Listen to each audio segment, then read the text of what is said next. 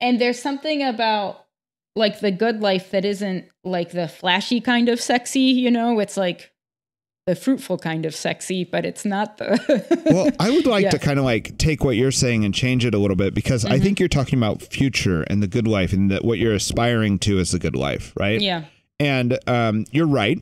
And like even now, like we had like a snow day yesterday, and I was kind of like hanging out with my kids, and I thought this is like better than a European vacation. Yeah. You know, I keep bringing that up. Yeah. But it's just awesome in some way, right? And like, let's acknowledge the awesomeness. Yeah. Right? Yeah. There's also this idea of like good, honest fun.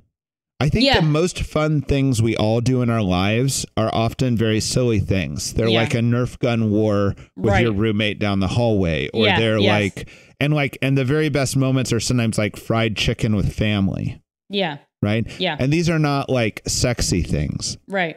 Right. And they're almost accidental things. Sometimes they happen with zero planning. Always recreate them. Yeah. Right. So when you meet someone, rich or poor, who like has this problem of like, well, it can't be fun unless be fun unless it's popular or Instagram worthy or whatever. And you're like, no, actually, fried chicken gizzards are epic. Yeah. And awesome and great. You know what I mean? Yeah. Or look at this tuna mashup I just did. You know what I mean? This is as good as any meal you're ever going to get. Or like a little game you're playing that's like not even a game you bought. You're just like throwing washers in a bucket or something like this, right? Or like you're playing, you know, basketball with crumpled up paper, and all of a sudden you're having more fun than something like when you like lay down the money to go to Disney World.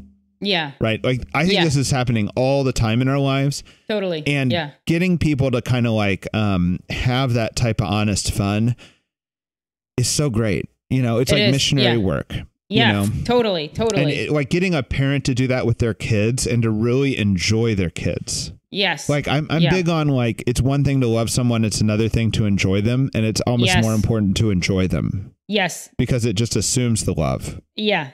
That my high school teacher, Mrs. J, that's like her whole like kind of parenting advice. Yeah. Advice. Yeah. Like find your children pleasing. Yeah. Yeah. I've heard her say that before. Yeah. Okay. Yeah. Yes. Yeah. Yeah.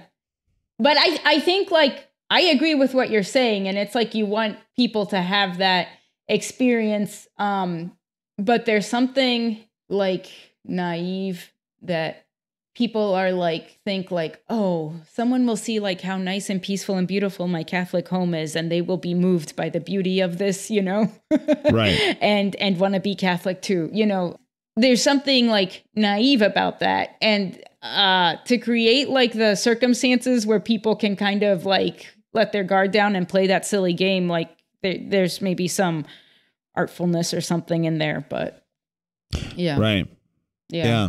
Yeah, somehow like when you really get a great Catholic witness, it's kind of a messy witness. Yes, yeah. You know, it's like there's a lot of life here. Yeah, it doesn't look like they're on top of everything, but it's beautiful. Yeah. You know? Yeah. It's not because they've nailed it. Mm-hmm. You know, that actually makes you feel defeated because you know you can't nail it. Right. No, it's the worst. Yeah. It's like Catholicism's only for type A personalities who nail it, you know? Right. Yeah.